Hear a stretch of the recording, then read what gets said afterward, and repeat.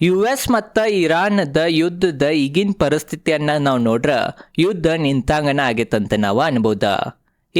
US ಮತ್ತು Iran ಇಬ್ರು ಮಾತುಕತೆ ಮೂಲಕ ಸೀಸ್ ಫೈರ್ ಅನ್ನ 22 ಏಪ್ರಿಲ್ ತನಕ ಕಂಟಿನ್ಯೂ ಮಾಡಿರ. ಆ ಸೀಸ್ ಫೈರ್ ಡೇಟ್ ಇವತ್ತ ಮುಗಿತ. ಇವತ್ತ ಸೀಸ್ ಫೈರ್ ಡೇಟ್ ಮುಗಿದ್ರನ್ನು ಸಹ ಇರಾನನ್ನು US ಮ್ಯಾಗ ದಾಳಿ ಮಾಡಿಲ್ಲ, US ಅನ್ನು ಇರಾನ್ ಮ್ಯಾಗ ದಾಳಿ ಮಾಡಿಲ್ಲ. ಈ ಸೀಸ್ ಫೈರ್ನಾಗ 1ನೇ ರೌಂಡದ ಮಾತುಕತೆ ನಡೀತಾ, ಆ ಮಾತುಕತೆ ಫೇಲ್ ಆತ. ಮತ್ತು 2ನೇ ರೌಂಡ್ದು ಮಾತುಕತೆ ನಡೆಯೋದೈತಂತ ಎಲ್ಲರೂ ಅನ್ನತ್ತೀರ. ಬಟ್ ಇರಾನ್ 2ನೇ ರೌಂಡ್ದ ಮಾತುಕತೆಗೆ ಬರಲಿಲ್ಲ ಅನ್ನಕ್ಕೆ ಮೇನ್ ಕಾರಣಗಳು ನೋಡ್ರ. 1ನೇ ಮೇನ್ ಕಾರಣ ಇರಾನ್ ಏನು ಕೊಟ್ಟಿತ್ತಂತಂದ್ರೆ USA ಮಾತುಕತೆ ಹೆಸರನ್ನ ಕರಿತೈತಿ, ಬಟ್ ಬರೀ ಧಮ್ಕಿನ ಕೊಡ್ತೈತಿ. ಧಮ್ಕಿಲೆ ಮಾತುಕತೆ ಮಾಡೋರಿದ್ರೆ ಅಂತಂದ್ರೆ ನಾವೇನ್ ಬರಂಗಿಲ್ಲ ಅಂತ ಇರಾನ್ದವ್ರ ಸ್ಪಷ್ಟಗೊಳಿಸ್ಬಿಟ್ರ. ಆದ್ರೂ ಸಹ ಇವತ್ತ 2 ದೇಶ ನಡಕ ಸೀಸ್ ಫೈರ್ ಅವಧಿ ಮುಗ್ದಿದ್ರನು 2 ದೇಶ ದಾಳಿ ಮಾಡ್ಲಿಲ್ಲ. ಅತ್ರಾಗನು ಈಗ ಇಂಟ್ರೆಸ್ಟಿಂಗ್ ಸುದ್ದಿ ಏನ್ ಬಂತಂತಂದ್ರೆ ಇವತ್ತ US ಪ್ರೆಸಿಡೆಂಟ್ ಡೊನಾಲ್ಡ್ ಟ್ರಂಪ್ ಅವರ ಪಾಕಿಸ್ತಾನದ ವಿನಂತಿ ಮೇರೆಗೆ ಸೀಸ್ ಫೈರ್ ಅನ್ನ ಮತ್ತ ವಿಸ್ತರಣೆಗೊಳಿಸಿದಾರಂತ. ಎಷ್ಟು ದಿನ ತನಕ ವಿಸ್ತರಣೆಗೊಳಿಸಿದಾರ, ಎಷ್ಟು ಸಮಯ ತನಕ ವಿಸ್ತರಣೆಗೊಳಿಸಿದಾರ ಅದೇನು ಹೇಳಿಲ್ಲ. ಬಟ್ ಪಾಕಿಸ್ತಾನ ಏನೋ ವಿನಂತಿ ಕೇಳಿತಂತ್ರಿ ಇವ್ರು ಎಕ್ಸ್ಟೆಂಡ್ ಮಾಡಿರಂತ. ಇರಾನನ್ನ ಕೇಳವಾತ, ಅದನ್ನ ಬಿಟ್ಟು ಪಾಕಿಸ್ತಾನ ಕೇಳತೈತಂತ ಹೇಳಿ ವಿಸ್ತರಣೆಗೊಳಿಸಿದಾರಂತ ಅನ್ನತಾರ. ಅದ ಕಾರಣ ಇದೇನು ಡೊನಾಲ್ಡ್ ಟ್ರಂಪ್ ಅವ್ರದ್ದು ಹೇಳಿಕೆ ಐತಿ. ಈ ಹೇಳಿಕೆದಿಂದ ನಮಗೇನು ಗೊತ್ತಾಗ್ತೈತೆ ಅಂತಂದ್ರೆ ಅಮೇರಿಕಾಗೂ ಈ ಯುದ್ಧದಿಂದ ಈಗ ಹೊರ ಹೋಗೋದೈತಿ ಅಂತ ನಮ್ಗೆ ಡೊನಾಲ್ಡ್ ಟ್ರಂಪ್ ಅವ್ರದ್ದು ಈ ಒಂದು ಹೇಳಿಕೆಲೆ ಗೊತ್ತಾಗ್ತೈತಿ. ಯಾಕಂತಂದ್ರೆ ಇರಾನ್ ರಿಕ್ವೆಸ್ಟನ್ನು ಮಾಡಿಲ್ಲ ಸೀಸ್ ಫೈರ್ ಮುಂದುವರೆಸ್ರಿ ಅಂತ. ಡೊನಾಲ್ಡ್ ಟ್ರಂಪ್ ಅವರ ಸ್ವಯಂ ಪಾಕಿಸ್ತಾನ ಏನೋ ಹೇಳ್ತಂತ ಇವರ ಮುಂದುವರ್ಸಿರಂತ. ಈ ಥರ ಹೇಳಿಕೆ ಕೊಟ್ಟಿದ್ರಿಂದ ನಮಗೆ ಗುರ್ತಾಗತೈತಿ.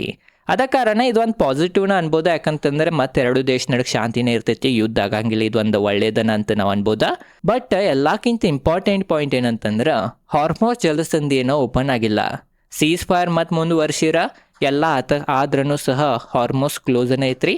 ಮತ್ತು US ನೇವಿ ಏನು ಇರಾನದ ಪೋರ್ಟ್ ಸುತ್ತಮುತ್ತ ಎಲ್ಲ ಘೇರಾವ್ ಹಾಕೈತಿ, ಆ ಘೇರಾವನ್ನು ಐತಿ. ಆದ ಕಾರಣ ಈ ಯುದ್ಧ ನಿಂತಿದ್ರಿಂದ ಅಥವಾ ಇರಾನ್ ಮತ್ತು US ನಡಕ್ ಸೀಸ್ ಫೈರ್ ಹತ್ತಿದ್ರಿಂದನೂ ಇದೇನು ಕ್ರೂಡ್ ಆಯಿಲ್ ಬೆಲೆ ಏನು ಕಡಿಮೆ ಆಗಿಲ್ಲ ಅಂತ ನಾವು ಅನ್ಬೋದು. WTI ಕ್ರೂಡ್ ಆಯಿಲ್ $90 ಸಮೀಪನ ಐತಿ. ಬ್ರೆಂಟ್ ಕ್ರೂಡ್ ಆಯಿಲ್ 99 ಅಂತಂದ್ರೆ $100 ಸಮೀಪನ ಐತಿ. ಮತ್ತೊಂದನ್ನು US ಪ್ರೆಸಿಡೆಂಟ್ ಡೊನಾಲ್ಡ್ ಟ್ರಂಪ್ ಅವ್ರು ಏನು ಹೇಳಿಕೆ ಕೊಟ್ರಂತಂದ್ರೆ ಏನು ಹಾರ್ಮೋಸ್ ಜಲಸಂಧಿ ಇರಾನ್ ಮುಚ್ಕೊಂಡು ಕುಂತೈತಿ, ಬಂದ್ ಮಾಡಿ ಕುಂತೈತಿ, ಮತ್ತು ನಾವು ಸಹ ಏನು ಬ್ಲಾಕೇಜ್ ಹಚ್ಚೇವಿ ಇರಾನ್ಗೆ ಸುತ್ತಮುತ್ತ. ಅದರಿಂದ ಇರಾನ್ಗೆ ಪ್ರತಿದಿನ $500 ಮಿಲಿಯನ್ ನಷ್ಟ ಆಗತೈತಂತ್ರಿ.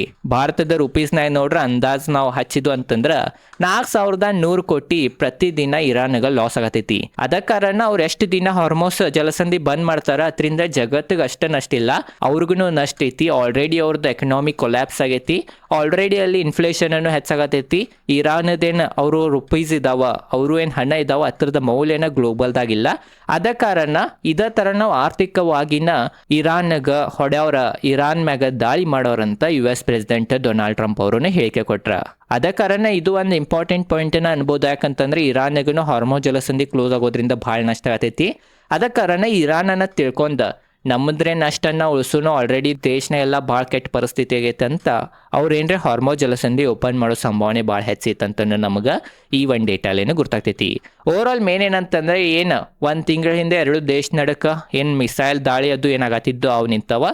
ಈಗ ಏನಾದ್ರೂ ಈ ಥರ ಮಾತುಕತೆಗಳ ಮೂಲಕ ಅಥವಾ ಆರ್ಥಿಕತೆ ಈ ಥರ ಬ್ಲಾಗಿಂಗ್ ಮಾಡೋದ್ರಿಂದನ ಯುದ್ಧ ನಡೆದೈತಂತ ನಮಗೆ ಗುರ್ತಾಗತೈತಿ. ಬಟ್ ಓವರ್ ಆಲ್ ನಾವು ಮೇನ್ ತಿಳ್ಕೊಬೇಕಂತಂದ್ರೆ ಯುದ್ಧದ ತೀವ್ರತೆ ಕಡಿಮೆ ಆಗೈತಿ. ಯಾವುದು ದಿನದಾಗ ಯುದ್ಧ ನಿಲ್ಲೋ ಸಂಭಾವನೆ ಭಾಳ ಹೆಚ್ಚೈತಂತ ನಮಗೆ ಈ ಡೇಟಾಲೆ ಗುರ್ತಾಗ್ತೈತಿ. ಬಟ್ ಕ್ರೂಡ್ ಆಯಿಲ್ ಬೆಲೆಯನ್ನ ಕಡಿಮೆ ಆಗಿಲ್ಲ. ಅದ ಕಾರಣ ಇದ ಒಂದು ನೆಗೆಟಿವ್ ಪಾಯಿಂಟ್ ಭಾರತದ ಆರ್ಥಿಕತೆ ದೃಷ್ಟಿಯಿಂದ, ಭಾರತದ ಎಕನಾಮಿ ದೃಷ್ಟಿಯಿಂದ. ಇದ್ರ ಬಗ್ಗೆನೂ ನಿಮಗೆ ಗುರ್ತಾ ಇರ್ಬೋದ. ಬರೀ ಇವತ್ತ ಮಾರುಕಟ್ಟೆ ಪರಿಸ್ಥಿತಿ ನೋಡೋನು. ಈ ಥರ ಒಳ್ಳೆ ಸುದ್ದಿ ಬಂದಿದ್ರನು, ಸೀಸ್ ಫೈರ್ ಮತ್ತು ವಿಸ್ತರಣೆಗೊಂಡಿದ್ರನು ಮಾರುಕಟ್ಟೆ ಇವತ್ತು ಚಲೋ ಪರ್ಫಾರ್ಮ ಮಾಡಿಲ್ಲ. ಅದ್ರ 1ನೇ ಕಾರಣ ಕ್ರೂಡ್ ಆಯಿಲ್ ಬೆಲೆ ಡೌನ್ ಆಗಿಲ್ಲ, ಹಾರ್ಮೋಸ್ ಜಲಸಂಧಿ ಕ್ಲೋಸನ್ ಐತಿ, ಅದ್ರ ಬಗ್ಗೆ ತಿಳಿಸಿನಿ.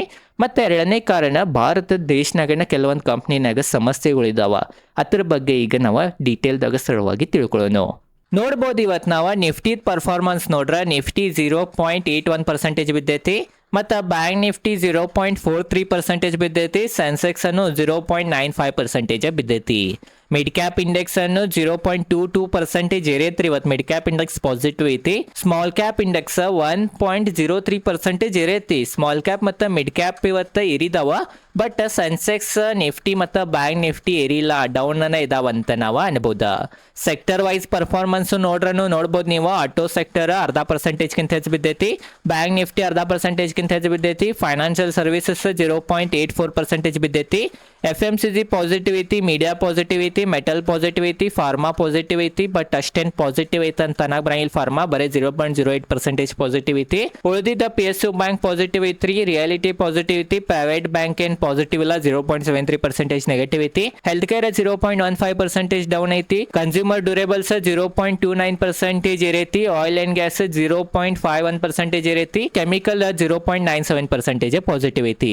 ಇವತ್ತ ಎಲ್ಲಾಕ್ಕಿಂತ ಹೆಚ್ಚು ಬಿದ್ದಿದ್ದ ಸೆಕ್ಟರ್ ಅಂತಂದ್ರೆ IT ಸೆಕ್ಟರ್ ನೋಡ್ಬೋದ. ಒಂದ ದಿನ 3.89% ಬಿದ್ದೈತ್ರಿ ಇವತ್ತು IT ಸೆಕ್ಟರ್. ಅಂತ ಏನು ಕೆಟ್ಟ ಸುದ್ದಿನೂ ಇಲ್ಲ ಏನು ಜಿಯೋ ಪೊಲಿಟಿಕಲಿ.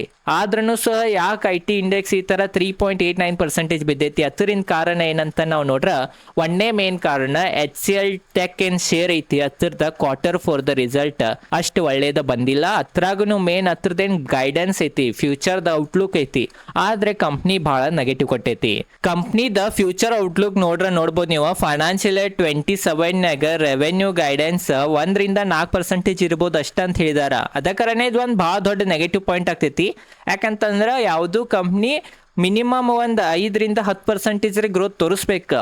ಇದು ನೋಡ್ಬೋದು ಬರೀ 1-4% ಗ್ರೋತ್ ತೋರಿಸತೈತಿ. ಅಂತಂದ್ರೆ AI ಇಫೆಕ್ಟ್ ಯಾವ ಥರ IT ಕಂಪ್ನಿ ಮ್ಯಾಗ ಬೀಳತೈತಿ, ಅಥವಾ ಆ ಕಂಪ್ನಿದ ಫ್ಯೂಚರ್ ಔಟ್ಲುಕ್ ಮ್ಯಾಗ ಯಾವ ಥರ ಬೀಳತೈತಿ ಅಂತ ನೀವು ಈ ಡೇಟಾಲೇನು ನೋಡ್ಬೋದಾ. ಅದ ಕಾರಣ ಕಂಪ್ನಿ ಭಾಳ ಕುಸಿದೈತಿ.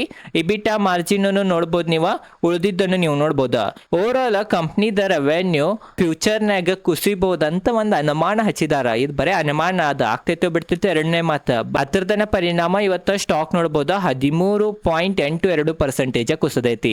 ಅದರದ ಕಾರಣ ಇವತ್ತು IT ಇಂಡೆಕ್ಸ್ ಭಾಳ ಕುಸಿದೈತಿ. IT ಇಂಡೆಕ್ಸ್ ಕುಸಿದ್ರಿಂದ ಡೈರೆಕ್ಟ್ ಭಾರತದ ಮಾರುಕಟ್ಟೆ ಸೆನ್ಸೆಕ್ಸ್ ಆಗಲಿ ನಿಫ್ಟಿ ಆಗಲಿ ಈ ಥರ ಬಿದ್ದಾವಂತ ನಾವು ಅನ್ಬೋದು.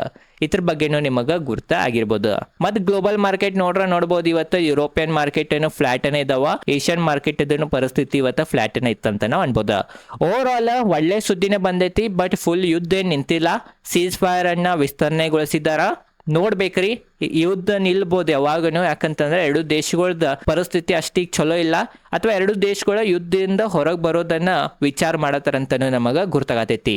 ಆದ್ರೂ ಭಾರತದ ದೃಷ್ಟಿದಿಂದ, ಭಾರತದ ಮಾರುಕಟ್ಟೆ ದೃಷ್ಟಿದಿಂದ ಏನ್ ನೆಗೆಟಿವ್ ಪಾಯಿಂಟ್ ಅಂತಂದ್ರೆ ಕಂಪ್ನಿಗಳದ ಕ್ವಾರ್ಟರ್ಲಿ ರಿಸಲ್ಟ್ ನೋಡೋಣ್ರಿ. ಈಗ HCL ಟೆಕ್ ಈ ತರ ಬಂದೈತಿ, TCS ಅದು ಯಾವ ತರ ಬರ್ತೈತೆ ಅಂತ ನೋಡೋಣ, ಮತ್ತು ಬೇರೆ IT ಕಂಪ್ನಿಗಳದ್ದು ನೋಡೋಣ.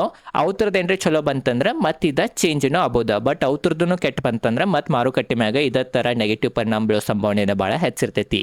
ಓವರ್ ಆಲ್ ಇದೈತಿ ಇವತ್ತಿನ ಈ ವಿಡಿಯೋನ ಎಲ್ಲಾ ಡೀಟೇಲ್ದಾಗ ನಿಮಗೆ ಗುರ್ತಾ ಇರ್ಬೋದು ಅಂತ ನನಗನಿಸ್ತೈತಿ. ವಿಡಿಯೋ ಹೆಂಗನ್ಸಿತ್ತು ಅಂತ ಕಮೆಂಟ್ ಸೆಕ್ಷನ್ ಆಗಿ ತಿಳಿಸ್ರಿ. ನಿನ್ನೆ ಒಂದು SIP ರಿಲೇಟೆಡ್ ಬೆಸ್ಟ್ ವಿಡಿಯೋ ಹಾಕೇನಿ, ಆ ವಿಡಿಯೋ ನೋಡಿರ್ಕಲ್ಲ ಇದ್ರೆ ಆ ವಿಡಿಯೋನ ಹೋಗಿ ನೋಡ್ರಿ, ಡಿಸ್ಕ್ರಿಪ್ಷನ್ ಲಿಂಕ್ ಹಾಕಿರ್ತೇನೆ. ಮತ್ತು ನಿಮಗೇನು ಅನಿಸ್ತೈತಿ IT ಸೆಕ್ಟರ್ ಮ್ಯಾಗ ಅಂತನೂ ಕಮೆಂಟ್ ಸೆಕ್ಷನ್ ಆಗಿ ತಿಳಿಸ್ರಿ. ಇದೇ ಥರ stock market related, finance related ಕನ್ನಡದಾಗ ವಿಡಿಯೋ ಮಾಡ್ತಿರ್ತೇನೆ. ಧನ್ಯವಾದಗಳು.